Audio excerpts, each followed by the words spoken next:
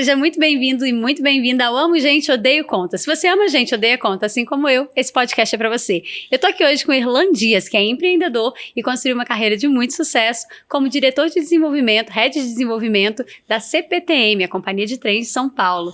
Vai ser uma honra entrevistar um líder que gerenciou tantas coisas ao mesmo tempo. Seja muito bem-vindo, Erlan. Muito obrigado, agradeço o convite. Vai ser muito bom falar sobre gente no espaço de gente aqui.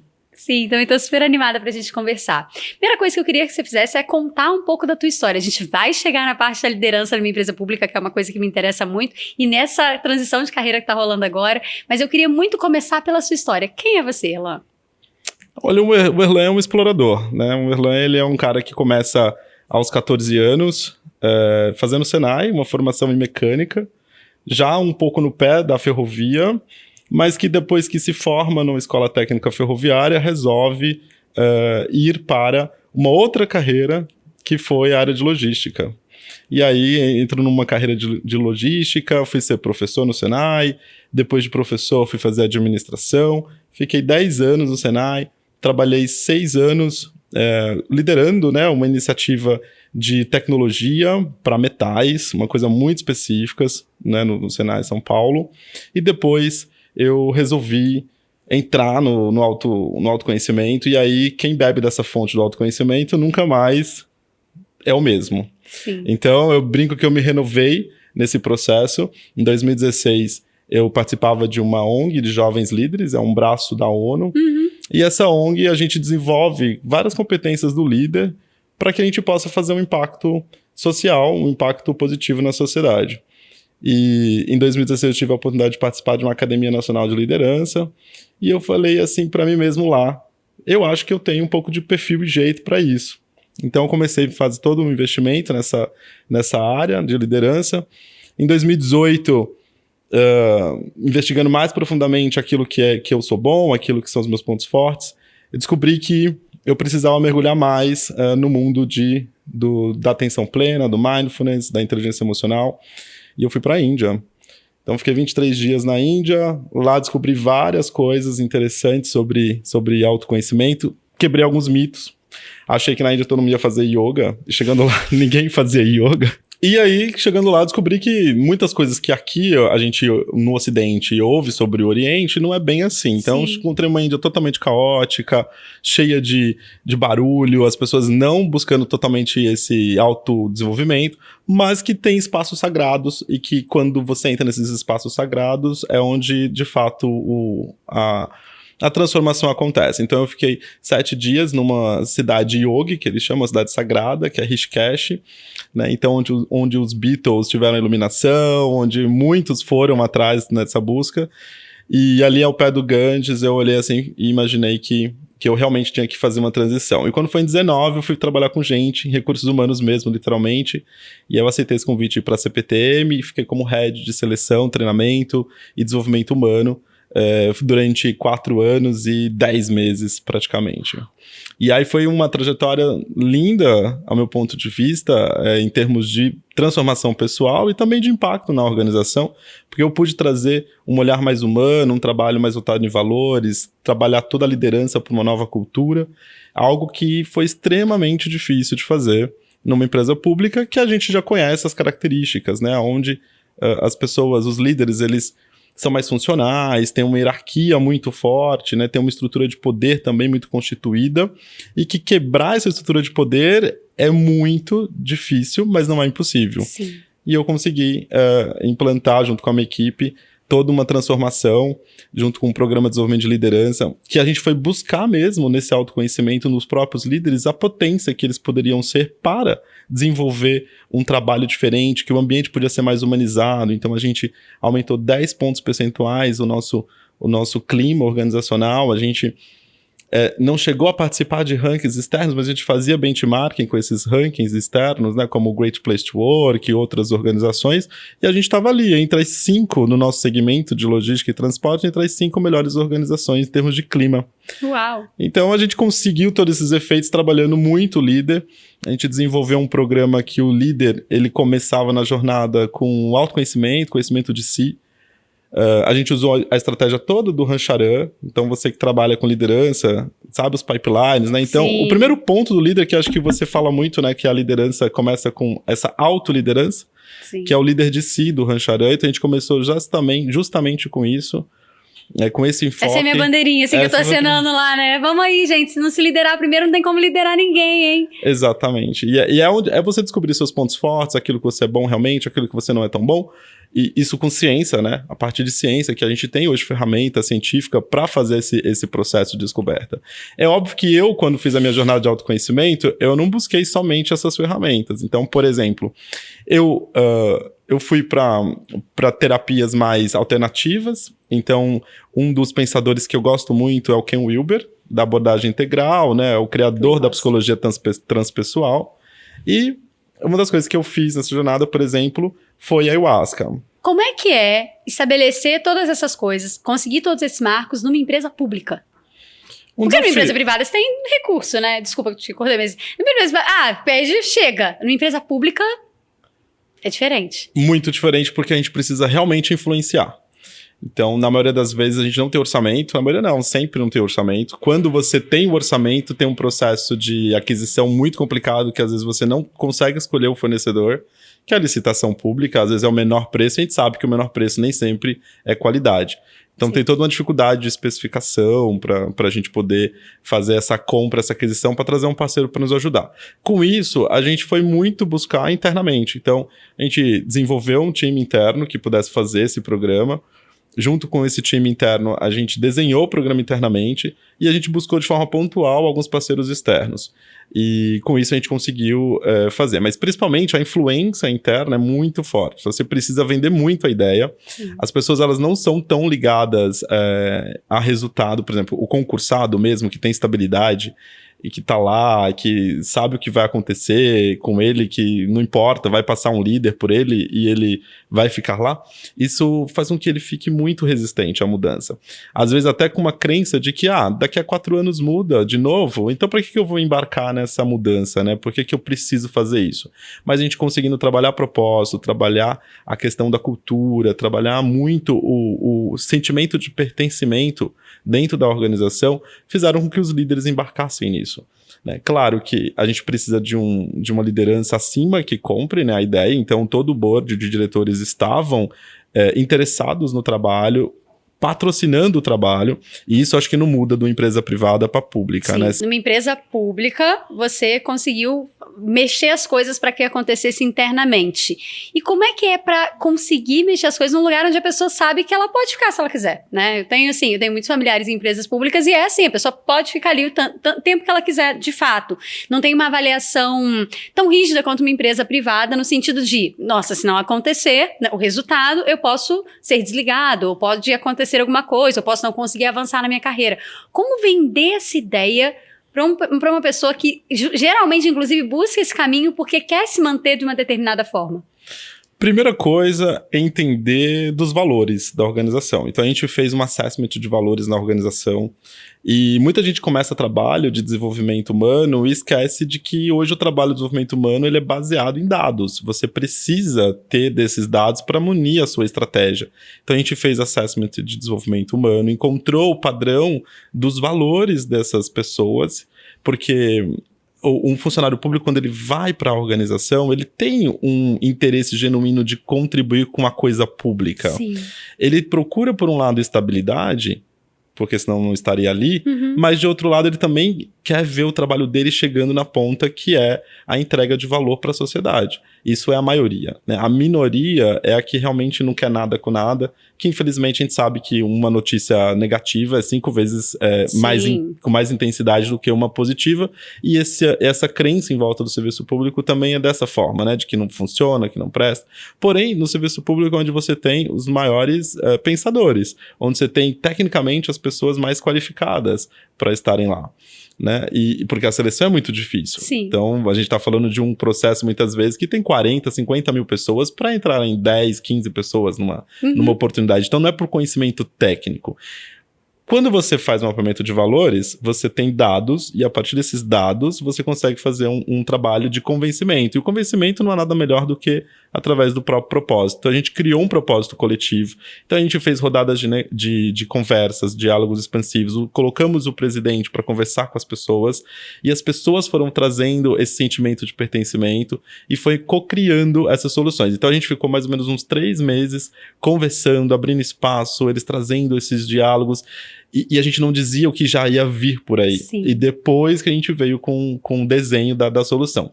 E isso você vê que é muito de contramão com o que a gente vê hoje em dia, onde todo mundo quer a solução pronta, pasteurizada e rápido. Você não é uma coisa interessante? Porque as pessoas, de forma geral, falam assim, eu quero me desenvolver, eu quero desenvolver os líderes aqui nessa organização e eu quero um resultado em 3 meses. Sim. E eu costumo dizer que resultados em 3 meses, eles não são profundos, eles são a primeira camada da superfície, porque não existe uma pessoa que vai se conhecer numa jornada de 3 meses, ele vai despertar por esse autoconhecimento, ele vai despertar para o real propósito que ele está naquela organização. Sim.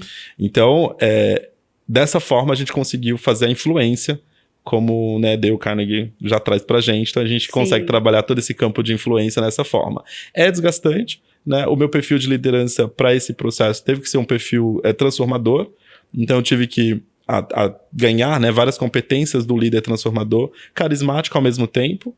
Tivemos que desenvolver o nosso próprio CEO também para poder entrar nessa comunicação. Sim. Veja que o nosso CEO é uma pessoa, uma pessoa, no caso meu CEO, era uma pessoa analista. Que ama a gente, que ama conta, quer dizer. É financeiro, como 90% dos CEOs vem da área operacional ou financeira. CEO amar conta já é uma coisa meio... Tem que ser, né, inclusive. Tem que ser para os números, Sim. né? E a gente teve que desenvolver um pouco o perfil para ir para um perfil mais de transformação, que seria um perfil de comunicação e influência. Então, fomos trabalhando coaching executivo, trabalhando toda a parte de processo mesmo clínico, quase que, né, clínico, para que ele pudesse se desenvolver. E ele conseguiu. Em 1 ano e meio, conseguiu transformar o perfil comportamental dele totalmente ao avesso. Uau!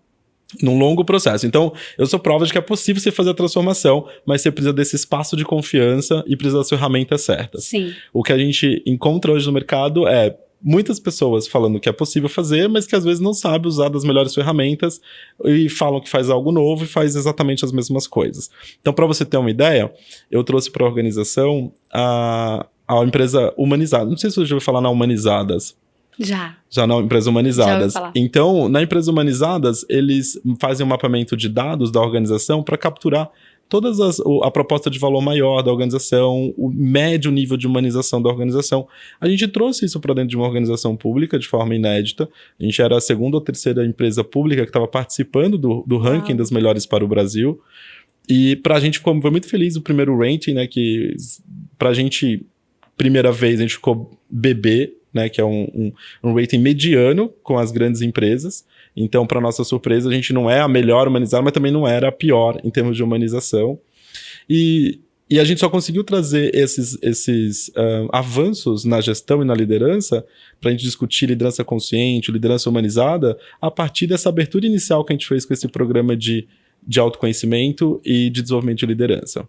Mas veja que a gente não trabalhou só autoconhecimento nesse programa. Eu fui desde o quem sou eu até o que eu quero ser e eu quero ser como organização. Então a gente fez workshop de futurismo, então a gente conduziu workshops para que eles pudessem desenhar a empresa, inclusive a destruição da empresa. Se essa empresa deixasse de existir, o que seria? Então, por exemplo, ninguém acredita que vai desmaterializar, por exemplo, ou vai mudar os tipos de como a gente se movimenta nas cidades. Sim. Mas daqui a 2 anos, o eVTOL da Embraer já será licenciado. Então, em Chicago, eles já começam a operação daqui a 2 anos. Então, quanto tempo será que é necessário para que isso chegue até nós? Carros voadores.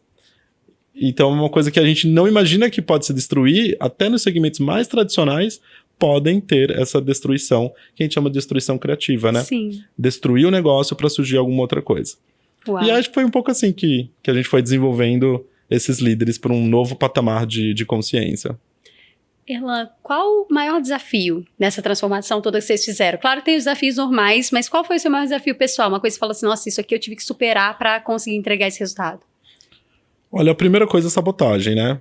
Muita sabotagem. Num processo desse que você trabalha com toda uma transformação onde você está, você precisa tomar cuidado com a sabotagem. Ela acontece de forma mais,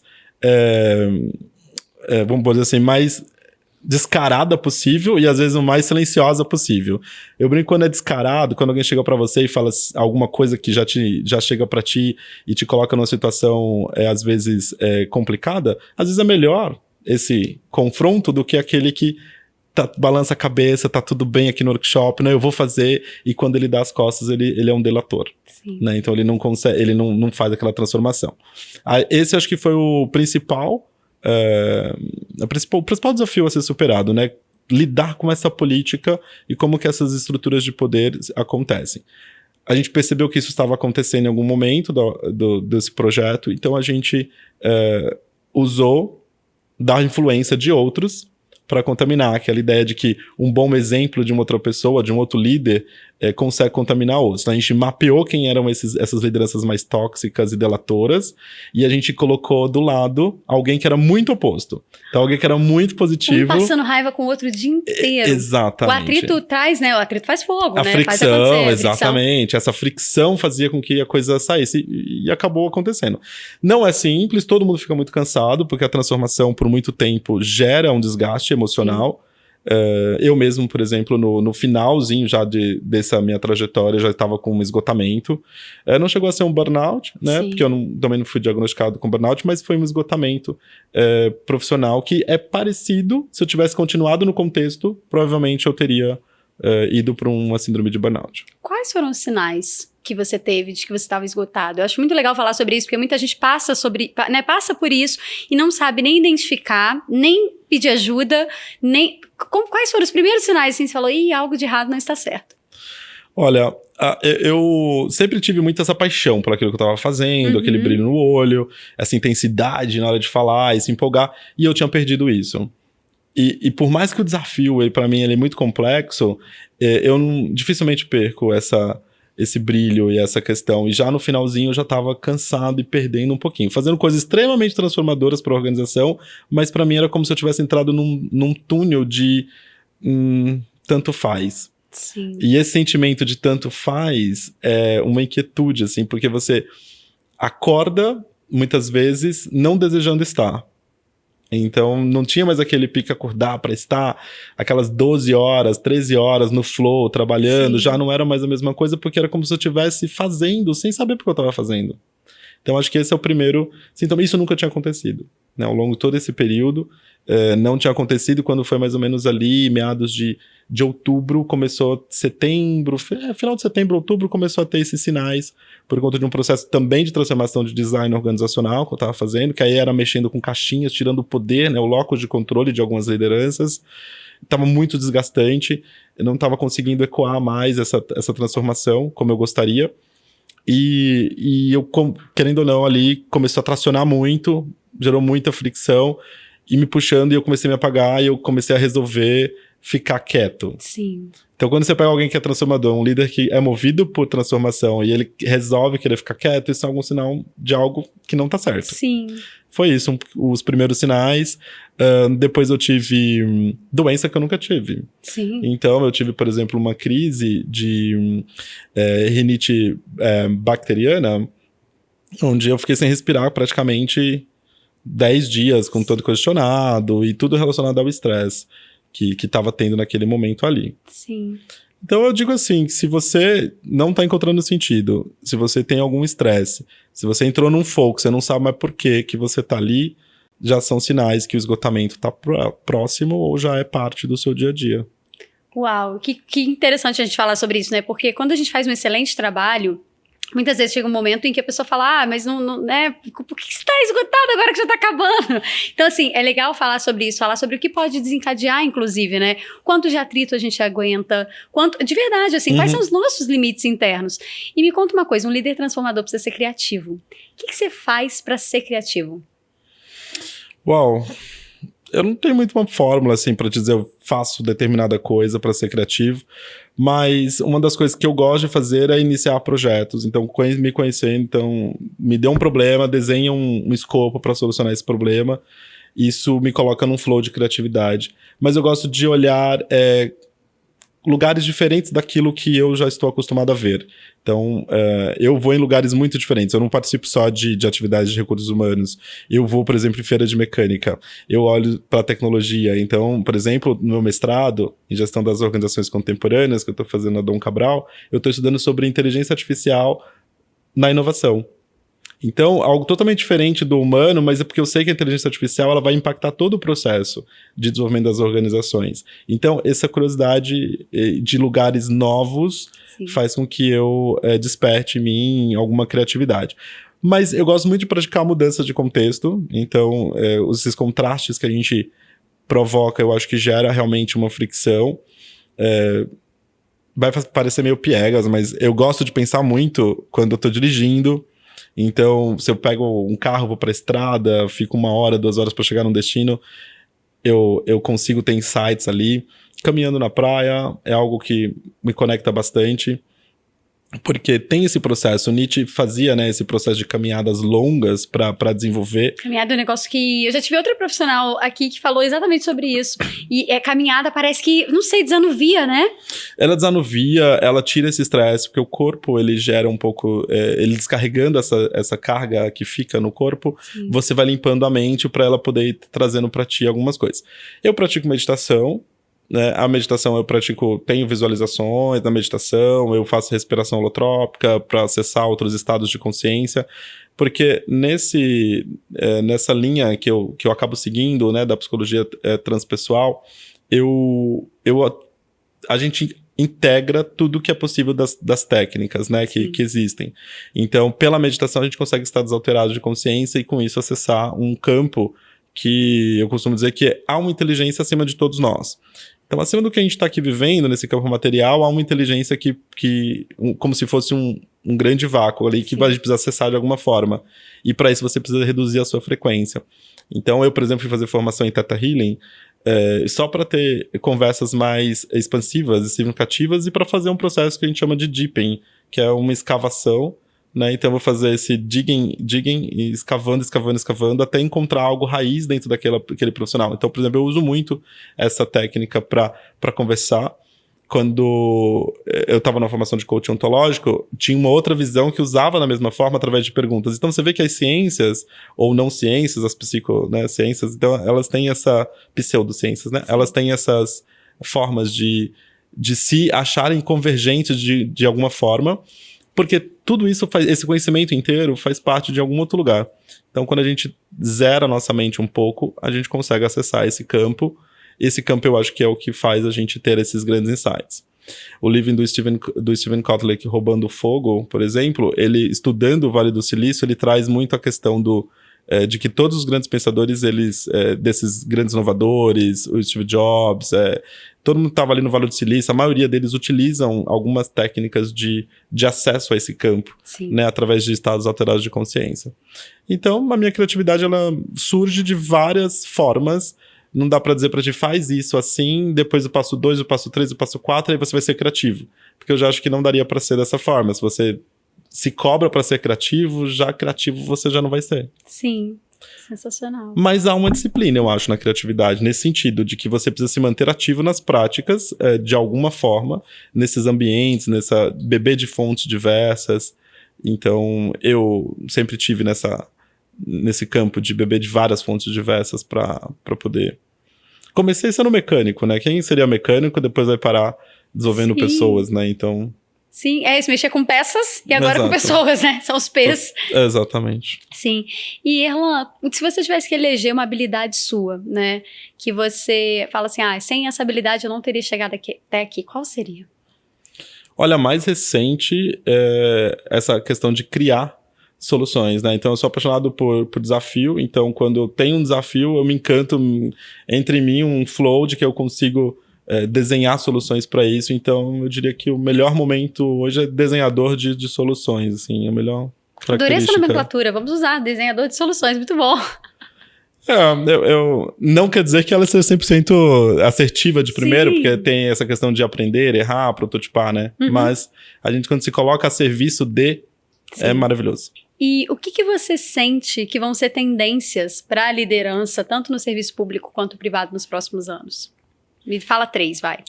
tendência, acho que a primeira delas é a responsabilidade, né? Então, a responsabilização de tudo que o líder faz. A gente precisa ter uma liderança mais responsável. E quando eu falo responsável, tem a ver com saber quem eu sou, né? E crescer mesmo, ser adulto, né? Então, entender que o que você faz tem um impacto, né? Esse impacto, bom ou ruim, é provocado por você, pela sua ação de influência. Sim. Esse é um poder da liderança, assim, pessoal, né? Então, a pessoa quando decide ser líder, que a gente sabe que tem um apagão de liderança hoje, nas gerações novas principalmente, porque venderam a liderança muito mal por vários anos. Então, a liderança não quer essa responsabilidade, não quer os jovens, né? Não quer mais isso. Eu acho que essa é uma primeira característica, essa responsabilidade, alguns chamam de accountability, etc. Segundo, eu acredito que o líder ele precisa ter uma escuta mais regenerativa, onde ele vai ter que trabalhar um pouco para além da escuta ativa, né? De fato, é uma presença junto com o seu liderado para que eu possa ouvi-lo, não ouvir para tentar responder, que acho que é um erro que a gente tem, né? Eu tô te ouvindo para te responder algo. Sim. Mas trabalhar de forma genuína essa relação, então uma escuta generativa, acho que é muito importante para esse processo todo. E eu acho que por último, que faz parte desse combo mais soft, porque eu acho que é isso, né? O líder do futuro ele é mais soft do que hard. Sim. A questão da empatia, né? Então essa liderança tem que ser um pouco mais empática. Eu preciso entender como que os processos se dão na outra pessoa e não olhar a partir dos meus mapas como que aquilo acontece, mas tentar olhar para aquela pessoa a partir dos mapas dela e encontrar os combinados que fazem sentido. Porque a liderança, ela precisa desses combinados. Sim. Que acontecer de forma franca, né? Eu acho que nenhum colaborador, ele deixa por consciência, por forma consciente ou racional, deixa de fazer algo, deixa de entregar algo. A não ser que ele queira conscientemente, por exemplo, se sabotar, ou ele tá com raiva. Sim. E aí se você começa a entender por que ele tá com raiva da organização, por que ele tá com raiva dessa liderança, por que ele tá... Ainda que ele saia, é importante saber, né? Ainda que ele saia da organização é importante saber, Sim. mas custa muito tirar alguém do teu time. As pessoas acreditam que tirando resolve o problema. Não resolve o problema. Sim. Você tem um custo altíssimo para a seleção, o talento tá escasso. E toda a parte que você tem o custo que você tem para selecionar é altíssimo. Você tem custo de treinar, de onboarding. Então, quando você faz a matemática, é muito caro demitir. Sim. Então, é melhor você fazer conversas produtivas e você, de fato, apostar, investir. Claro que quando você já tem dados o suficiente daquela pessoa para você fazer esse trabalho. Sim. Não adianta, obviamente, ficar com quem não quer participar da entrega da empresa. Como, né? Não tem como convencer. Você não consegue mudar a outra pessoa, né? A pessoa tem que querer ser mudada, ela tem que permitir que isso aconteça, e isso é também um papel de influência que o líder vai desenvolvendo. Sensacional. Erlan, quero saber um pouco mais da tua história pessoal, né? Como é que foi a tua infância? Quais são suas boas recordações? O que você queria ser quando você crescesse? Uau, essa é uma pergunta interessante, porque eu não me recordo 100% exatamente o que eu queria ser. Eu só entendia que da onde eu vim, eu não queria ficar o tempo todo por lá. Então, eu venho de uma família, nós somos em 5, eu tenho mais 2 irmãos, meu pai e minha mãe, eles ainda são vivos, todo mundo tá saudável, graças a Deus. Coisa boa. E como uma família nordestina, eu sou pernambucano, eu nasci numa cidade chamada Oricuri, então é um sertão do Pernambuco. A gente veio de lá pra cá, né, pra tentar a vida, como quase todas as famílias nordestinas que vêm pra São Paulo. Sim. E a gente foi explorando, então foi uma infância de muitas tentativas e erros. Eu acumulei 17 mudanças de casa por conta disso, né? Então você cria essa coisa de laços da escola tal, laços da escola... Mas me criou uma pessoa um adulto mais resiliente para as mudanças, né? A adaptação desses processos todos. Eu lembro que eu era muito... A gente não sabe o poder que tem na criação, né, de uma criança. Os pais, eles têm que ter essa consciência. A minha mãe me colocava para ler a Bíblia, porque eu era o único mais alfabetizado de todos lá de casa, e eu tinha 6 anos mais ou menos, então eu ia para uma roda e eu ia ler a Bíblia, porque era mais fácil para todo mundo, porque eu lia bonitinho, né, Sim. E era uma criança lendo. Então minha mãe fazia ali na varanda de casa, sempre tinha uma vez por semana, e era eu que fazia a condução. Então, às vezes as pessoas falam assim, a sua oratória é boa, como é que você fala dessa forma e tal? Eu falo assim, olha, eu não sei. Essa mãe tava só facilitando a vida dela, maravilhosa. Exatamente, mas ela me jogou lá no fogo pra poder fazer isso. Mas eu sempre fui muito inquieto também, então acho que é uma mistura, um combo aí de coisas que foram acontecendo. Mas eu imaginava que eu sempre tive em mim que eu precisava continuar evoluindo. Sim. E aí eu fiz uma trajetória de evolução. Então eu fui o primeiro na família a fazer a universidade, então eu tive acesso à educação superior, depois eu e meu irmão do meio, e aí foi indo, e aí foi é muito difícil você furar a bolha da não prosperidade. Eu tava falando com uma amiga, inclusive hoje, que como é difícil a gente furar a bolha da pobreza, depois como é difícil você furar a bolha da classe média, né? Porque ela tava num apartamento de 5 milhões e a gente tava falando um pouco sobre isso, né? Sim. E como que é difícil acostumar, depois você fura da classe média, acostumar com aquela outra bolha que você entrou. Porque você entrou em outra bolha, Sim. né? Você entra em outro mundo. Então é muito difícil essas rupturas de bolha, né? Parece que tem camadas mais resistentes entre uma e a outra. E aí algumas pessoas conseguem furar. E eu digo pra ti que não é a maioria, porque também é uma ilusão dizer que todo mundo consegue Sim. furar essas bolhas, né? Vende-se uma questão de que é possível todos furarem, não é possível, né? E de alguma forma ou outra você tem combinações que fazem que a gente consiga chegar e expandir. Eu, por exemplo, com 14 anos, comecei a vender Yakult com a minha mãe, né, na Zona Leste de São Paulo. Sim. Então a gente vendia Yakult, comecei a ser vendedor ali. Mas o que eu queria? Eu queria um tênis. Mas eu queria o que tênis? Eu queria um tênis que um amigo meu estava usando, então gerou Sim. referência. Então, quando você não tem referência, você não tem desejos naquele nível. Sim. E eu acho que isso vale para as organizações, vale para a liderança também. Então, por exemplo, levar os líderes para um ambiente de arte, por exemplo, para a gente ver através da gestão da arte essa ruptura e criar novas referências, ajuda o processo do dia a dia. Então o Erlan é cheio dessas coisas de referências diferentes, essa criação muito múltipla, e que eu fui me moldando. Já conduzia a dinâmica da Bíblia em casa e agora você conduz outras dinâmicas das empresas. É muito louco como as coisas que a gente gosta de fazer, elas conversam com as nossas habilidades do futuro. E a gente às vezes não faz a menor ideia, né? Não é tudo, claro, mas tem alguns pontos que fala, olha, isso aqui faz muito sentido com o que eu faço hoje. Sim. Como é que é o nome da tua mãe? Cida. Cida, do teu pai? Antônio. Cida e Antônio. Então, você falou que tá todo mundo bem saudável, então eu posso fazer perguntas sobre eles. Claro, Você pergunta pro convidado, né? Se tudo bem. Sim, tudo certo. O que você aprendeu com a dona Cida? Eu espero que ela veja esse podcast.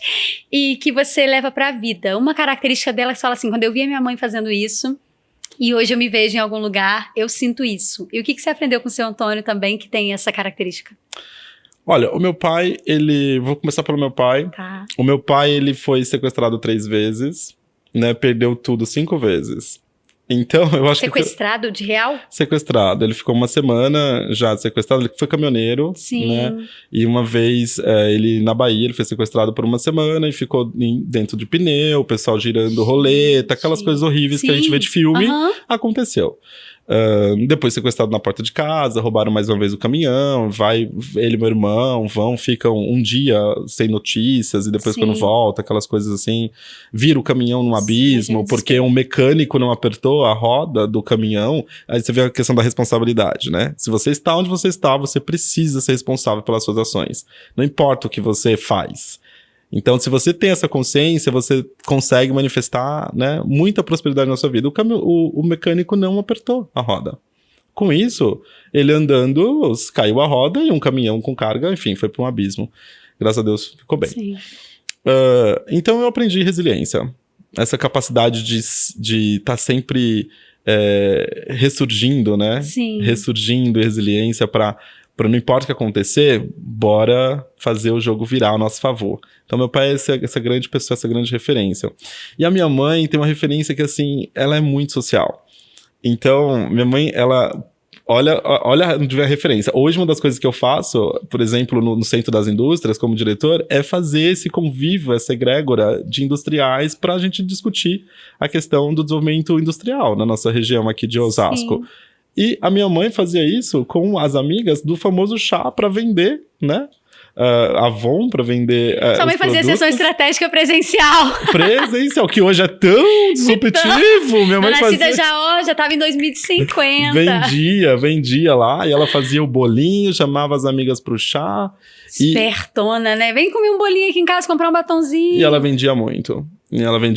Maravilhoso. E hoje tá voltando, né? O digital ficou totalmente digital e agora todo mundo voltando pro presencial para fazer esse combinado, né? Sim. Híbrido. Então, assim, com a minha mãe eu aprendi essa coisa social de poder se desenvolver e avançar.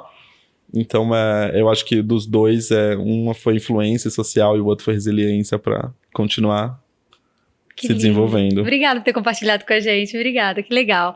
E me conta uma coisa, como é que é a sua rotina hoje? Olha, qual é a rotina de um líder? Bom, a primeira rotina, assim... Primeiro eu tento fazer uma higiene mental, minha rotina começa antes de dormir. Então, à noite é muito interessante pro processo de higiene, né? Então, sempre procuro uma leitura, algo que vai me desconectar, vai diminuindo a bateria, a energia, e aí depois, no outro dia. Eu, graças a Deus, tenho um sono que eu sou uma pedra, assim. Eu durmo onde estiver. Se aqui eu tiver que dormir, dá um pouquinho, vamos lá, então eu apago. Isso é bom e ruim ao mesmo tempo. Mas de manhã eu acordo por volta ali de umas 6 horas da manhã, 6h15, 5h30, dependendo. A primeira coisa que eu vou fazer é mais uma leitura. Eu tenho sempre um livro na cabeceira e eu já acordo, eu faço mais uma leitura mais ampla. Agora eu tô lendo Arriscando a Própria Pele, né? Maravilhoso. Nossa, incrível. A cabeça fica... Igual helicóptero. Ele questiona tanta coisa, então você fala, meu Deus. E é tudo tão verdade que você começa a ler um parágrafo e você fala, é isso! Né? Incrível. Total. Então eu faço uma leitura, depois eu passo meu café, tomo meu cafezinho e aí faço uma meditação breve, porque eu acabo fazendo meditações mais rápidas. 3 vezes por semana vou fazer uma caminhada no parque, então tento equilibrar um pouco essa questão também de caminhar e tudo mais. Aí já saio pro escritório, tem reuniões agendadas e aí vou pro escritório, fico mais ou menos ali até o meio-dia. Já fui adepto a jejum intermitente, não tenho problema em ficar sem comer de manhã, então muita gente fala assim, pra mim é tranquilo, então fui direto. Descobrindo depois que eu fiz um teste de DNA, que eu tenho um gene que se beneficia mais de manhã, e não à noite. E eu achava que eu era muito mais produtivo à noite. Mas é que eu tinha ao meu lado o poder da idade. Então...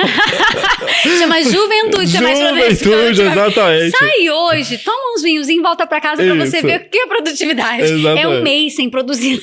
Exatamente. E eu tinha esse gene, né, totalmente a favor. Chama fígado jovem, cérebro jovem, tudo jovem.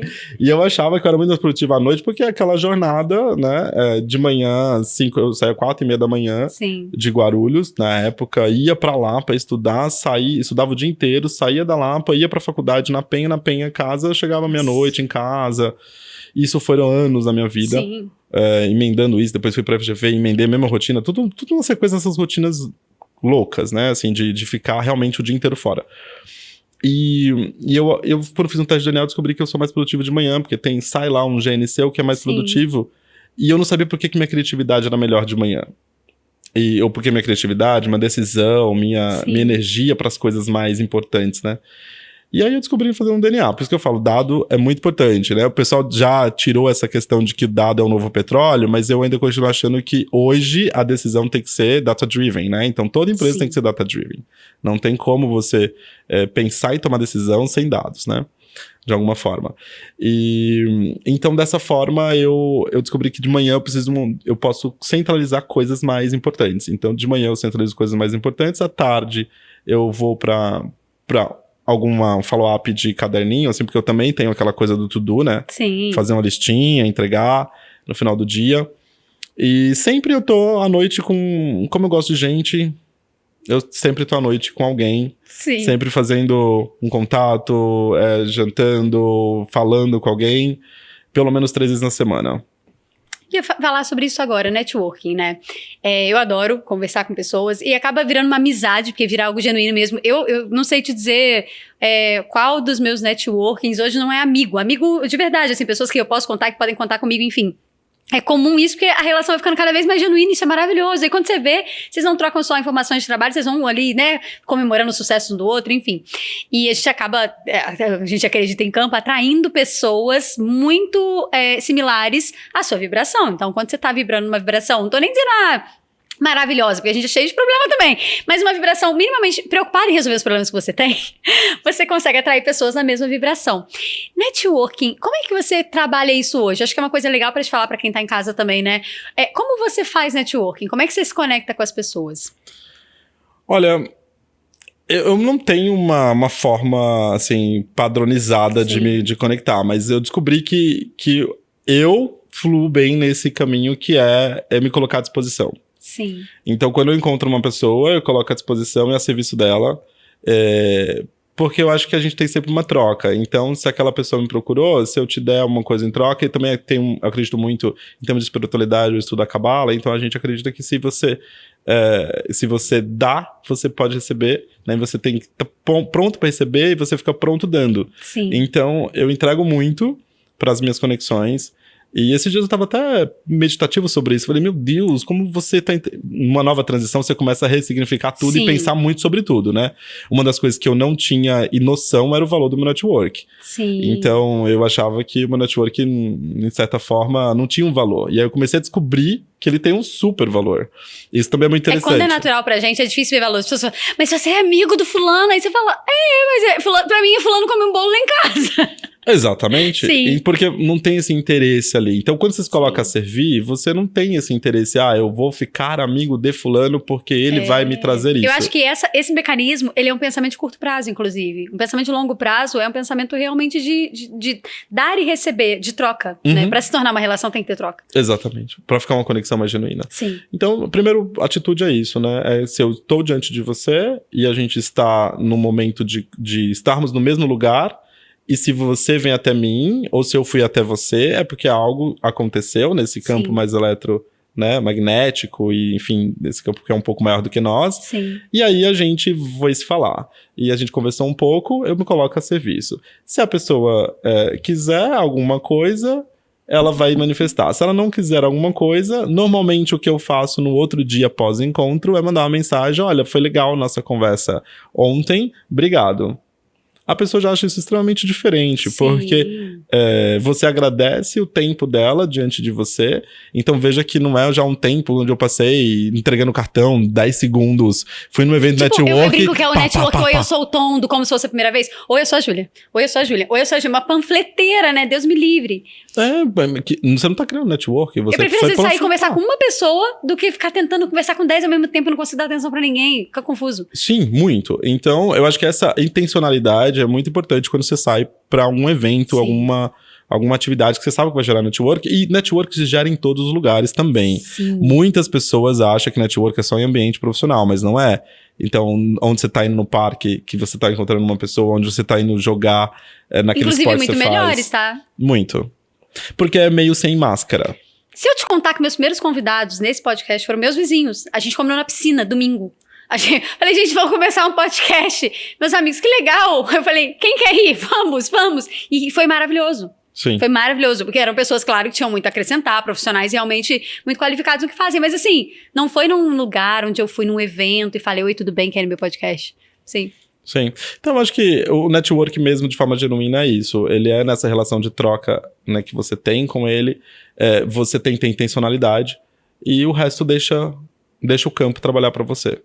Como você escolhe com quem você quer se conectar? Porque a gente escolhe, né? Parece uma coisa meio evil falando assim, mas não é. A gente escolhe. Tipo, hoje eu vou naquele evento, eu gostaria de conversar com pessoas que trabalham com, sei lá, saúde. Porque eu tô precisando trocar ideia sobre isso, refrescar minha mente e tal. Como é que você escolhe? Intencionalidade, estratégia, né? Onde eu quero chegar. Então, o primeiro ponto é o que eu quero, em que momento que eu tô, pra onde eu quero ir. Então, se você já tem essa informação, eu quero me conectar com pessoas da área de saúde. Como você acabou de falar, isso já é uma intencionalidade. Então, eu já estou manifestando isso em algum nível internamente em mim e externamente no campo. E a partir daí, você precisa fazer, porque também só vibrar não funciona, né? Então, você precisa agir. E aí, é isso. Então, se você vai num evento, porque você já entendeu que é isso que você precisa, nesse lugar, eu tenho uma coisa que eu acredito muito, que é realmente o olhar, né? Assim, quando você faz um scanner, assim, você tá num lugar, a gente faz scanner. Sim. Você chega num lugar e você tá escaneando. E às vezes eu brinco a dizer quase que nem uma balada. Sim, né? Quando você vai na balada que você tá... Nossa, nem pensar. Sim. Sim, então, exatamente. Porque é o seu campo da intuição trabalhando. Né? Então, você tem uma intuição muito forte. A gente tem isso, a gente tem que dar valor a essa intuição. Então, você se aproxima daquilo ali. E aí você vai. E normalmente isso funciona muito. Então, aceitar essa intuição, esse scanner que o seu cérebro faz, ele é muito importante no processo de network, para você escolher assertivamente. Nossa, adorei. A aula de network, você que tá em casa, eu falo que não pode pegar papel pra anotar esse podcast porque ele é sobre gente, mas isso aqui vale a pena anotar, porque tem muita gente que tem essa dificuldade, né? Ai, como que eu faço network? Aí faz tudo atravessado, não faz. Legal, obrigada, Irlan, por compartilhar com a gente. Irlan, a gente tem um quadro chamado Gente Como a Gente, que é um quadro, porque assim, a pessoa senta aqui, conta sobre ela, conta várias coisas. E nesse quadro, ela fala coisas que ela é igual a todo mundo. Então assim, eu vou te fazer algumas perguntas e você responde da forma mais sincera possível, pode ser? Claro, vamos lá. Maravilha. O que todo mundo adora e você acha superestimado? Todo mundo adora, superestimado? Meu Deus. Sei lá, cruzeiro. De navio? De navio. Acho que todo mundo adora e tal, e eu não acho interessante, assim, a proposta do cruzeiro. Todo mundo adora você lá, ficar lá no barco, vivendo a vida que eu poderia estar vendo no chão, não tô entendendo. Explorando outros lugares e preso numa condição que foi imposta pra ti do cruzeiro. Gente, pensa se um dos principais valores desse homem não é a liberdade. Pensa. Foi imposta. Você pagou uma fortuna pra estar lá, foi imposta pra você no cruzeiro. Muito total. Bom. Ela me conta uma coisa que vale a pena gastar dinheiro. Todo o meu dinheiro pra isso aqui. Acho que viajar.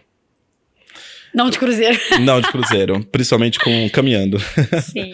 Na verdade, explorando novos lugares, eu acho que é um investimento incrível, porque expande o seu ponto de partida, né? Sim. O seu mapa vai expandindo. Eu, por exemplo, agora fiquei 45 dias viajando, um mês sabático aí pela Europa e Como tal. Como foi a experiência? Foi incrível. Na verdade, foi ao mesmo tempo incrível no ponto de vista de explorar os novos lugares, novas culturas. Eu passei por 9 países.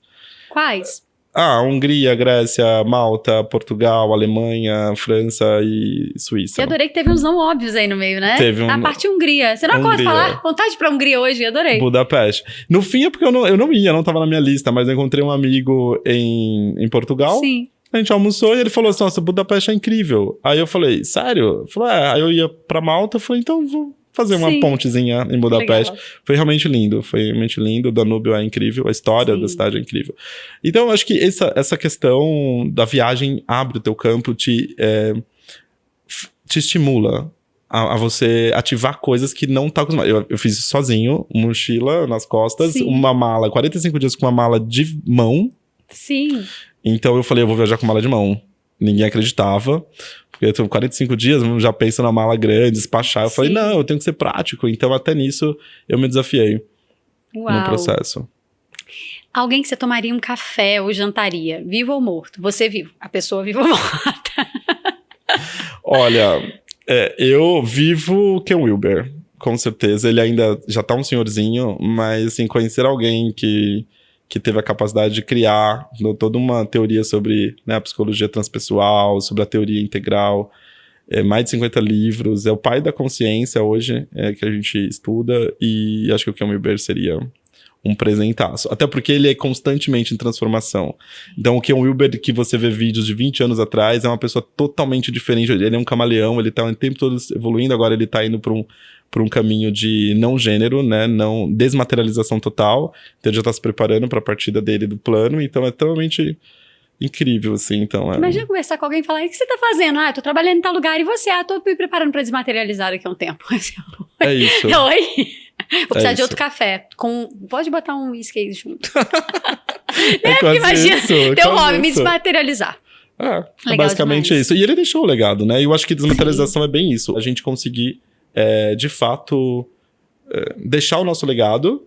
Você vai fazer a partida do seu corpo físico, mas, de alguma forma, a tua presença fica. Sim. Um livro que mudou sua vida. Porque você já deve ter lido muitas coisas transcendentais e não, né? Um livro que mudou sua vida, um só. Assim falou Zaratustra. Eu acho que é muito... Nietzsche. Fantástico, assim. Na versão comentada do Osho. E por último, Então, se você fosse uma marca, todo mundo é uma marca, né? Qual seria o seu slogan? o meu slogan? Uau. Não me preparei pra essa pergunta. Dificílima. Fala que ia ser difícil. Seria Be Real. Seja real. Uau!